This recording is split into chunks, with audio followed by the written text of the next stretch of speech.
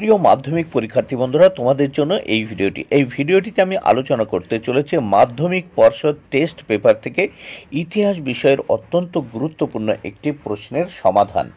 তাই অবশ্যই দেখে নিতেই হবে। মাধ্যমিক টেস্ট পেপারে ইতিহাস বিষয়ের একটি গুরুত্বপূর্ণ প্রশ্নের সমাধানে থাকছে এমসিকিউ, এসিকিউ, 2 মার্কের অত্যন্ত গুরুত্বপূর্ণ প্রশ্নের সমাধান এবং সেই সঙ্গে থাকছে ঠিক ভুল এবং স্তম্ভ মেলানো। বন্ধুরা, এইসব আর থাকছে ব্যাখ্যা ও বিবৃতি। এইগুলির সম্পূর্ণ সমাধান দেখার জন্য অবশ্যই এই ভিডিওটি তোমাদের দেখে নিতেই হবে। 2 দাগে প্রতিটি উপবিভাগ থেকে অন্তত একটি করে মোট 16টি প্রশ্নের উত্তর দাও। উপবিভাগ 2-এর 1, একটি বাক্যে উত্তর দাও। 2-1-1 কলকাতা বিশ্ববিদ্যালয়ের প্রথম ভারতীয় উপাচার্য কে ছিলেন? উত্তর স্যার গুরুদাস বন্দ্যোপাধ্যায়। 2-1-2 নম্বর প্রশ্ন, ভারতে কোন বছর রেলপথ প্রবর্তিত হয়? উত্তর 1853 খ্রিস্টাব্দে। নেক্সট দেখে নেওয়া যাক 2-1-3 কত খ্রিস্টাব্দে নীল কমিশন গঠিত হয়? উত্তর 1860 খ্রিস্টাব্দে। 2-1-4 নম্বর প্রশ্ন, উষা মেহতা কোন আন্দোলনের সঙ্গে যুক্ত ছিলেন? উত্তর ভারত ছাড়ো আন্দোলন। উপবিভাগ 2-2 ঠিক বা ভুল নির্ণয় করো। 2-2-1 সোম প্রকাশ পত্রিকার সম্পাদক ছিলেন দ্বারকানাথ বিদ্যাভূষণ, ঠিক। 2-2-2 প্রথম ভারতীয় সব ব্যবচ্ছেদকারী ছিলেন মধুসূদন দত্ত, ভুল।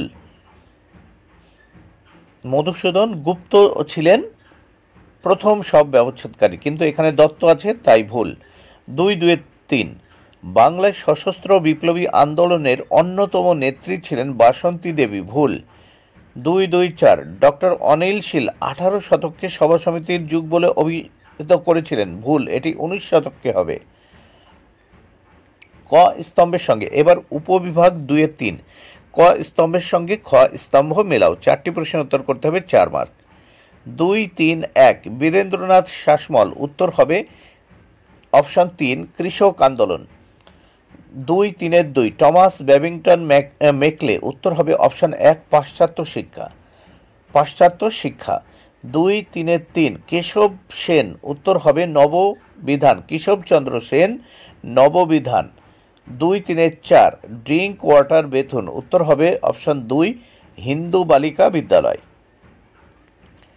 উপবিভাগ 2-5 নিচের বিবৃতিগুলির সঠিক ব্যাখ্যাটি নির্বাচন করো। 4টি করতে হবে, 4 মার্ক। 2-5-1 বিবৃতি, ভারতের ঔপনিবেশিক ব্রিটিশ সরকার অরণ্য আইন প্রবর্তন করেছিলেন, উত্তর হবে ব্যাখ্যা 3 ব্রিটিশ সরকার নিজেদের স্বার্থে অরণ্য সম্পদ ব্যবহার করতে চেয়েছিল।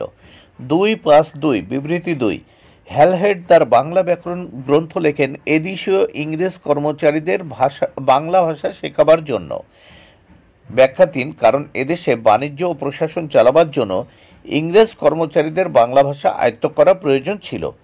2-5-3 বিবৃতি, গান্ধীজি জমিদারদের বিরুদ্ধে কৃষক আন্দোলন সমর্থন করেননি, ব্যাখ্যা 3 গান্ধীজি শ্রেণী সংগ্রামের পরিবর্তে শ্রেণী সমন্বয়ে বিশ্বাসী ছিলেন।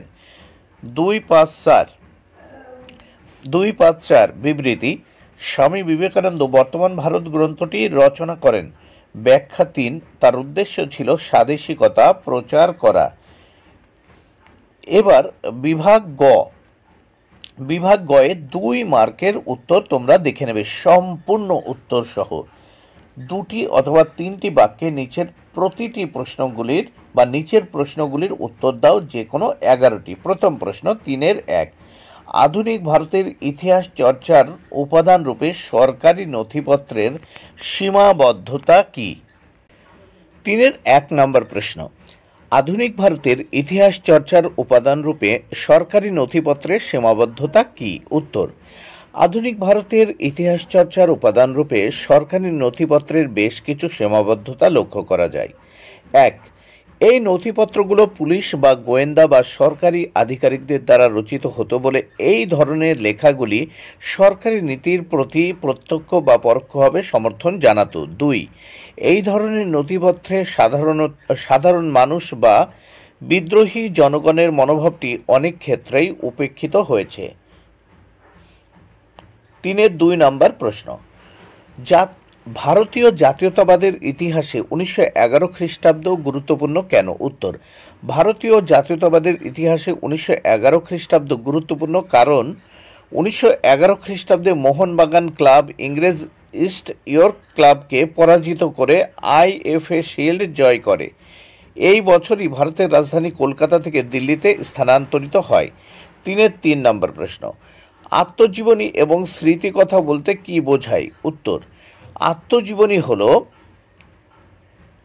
একজন ব্যক্তির জীবনের একটি বিস্তৃত বিবরণ যা সেই ব্যক্তির দ্বারা লেখা, যেখানে স্মৃতিকথা হলো একজন ব্যক্তির জীবনের একটি নির্দিষ্ট দিকের স্মৃতি যা সেই ব্যক্তির দ্বারা লেখা। 4 নম্বর প্রশ্ন, কাদম্বিনী বসু গঙ্গোপাধ্যায় স্মরণীয় কেন? উত্তর, কাদম্বিনী গঙ্গোপাধ্যায় ইতিহাসে স্মরণীয় হয়ে আছেন কারণ তিনি ছিলেন ব্রিটিশ ভারতে প্রথম 2জন নারী স্নাতকের একজন, ইউরোপীয় চিকিৎসাশাস্ত্রে শিক্ষিত দক্ষিণ এশিয়ার প্রথম নারী চিকিৎসক ছিলেন কাদম্বিনী গঙ্গোপাধ্যায়। 5 নম্বর প্রশ্ন, সন্ন্যাসী ফকির বিদ্রোহ ব্যর্থ হলো কেন?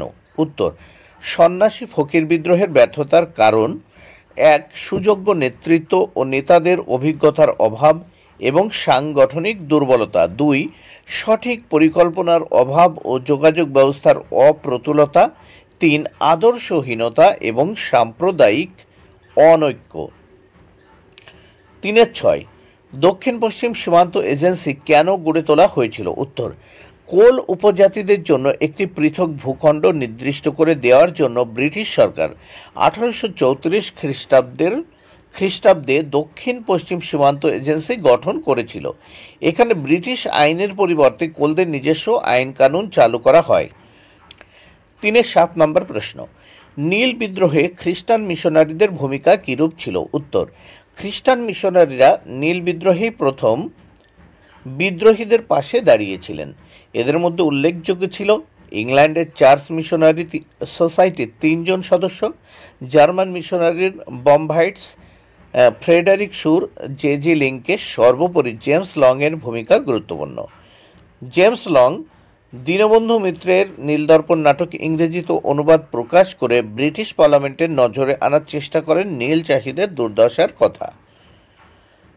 8 নম্বর প্রশ্ন, ল্যান্ড হোল্ডার্স সোসাইটি কি উদ্দেশ্যে প্রতিষ্ঠিত হয়েছিল? উত্তর, 1838 খ্রিস্টাব্দে দ্বারকানাথ ঠাকুরের উদ্যোগে ও রাজা রাধাকান্ত দেবের সভাপতিত্বে প্রতিষ্ঠিত ল্যান্ড হোল্ডার্স সোসাইটির উদ্দেশ্য ছিল ক. বাংলা বিহার ওড়িশার জমিদারদের স্বার্থ রক্ষা করা, খ. ব্রিটিশ আমলাতন্ত্রকে জমিদারদের সপক্ষে আনা, গ.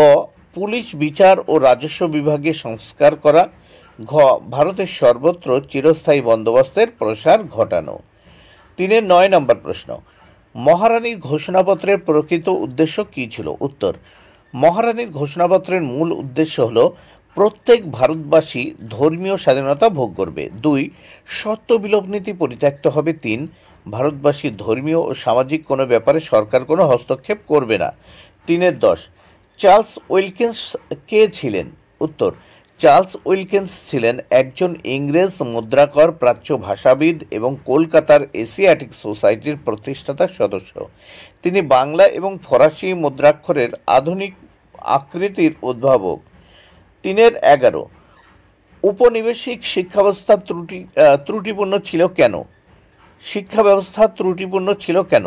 উত্তর, শিক্ষার প্রতি ঔপনিবেশিক সরকারের মনোভাব পরিবর্তন, অনানুষ্ঠানিক এবং আনুষ্ঠানিক শিক্ষার মিশ্রণের জন্য কোনো সামঞ্জস্যপূর্ণ পদ্ধতি ছিল না।